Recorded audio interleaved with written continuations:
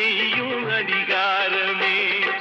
நிதி வேண்டும் ஏழைக்கு, மதி வேண்டும் பிள்ளைக்கு, நியாயங்கள் தான் வேண்டும் எல்லோருக்கும். நிதி வேண்டும் ஏழைக்கு, மதி வேண்டும் பிள்ளைக்கு, நியாயங்கள் தான்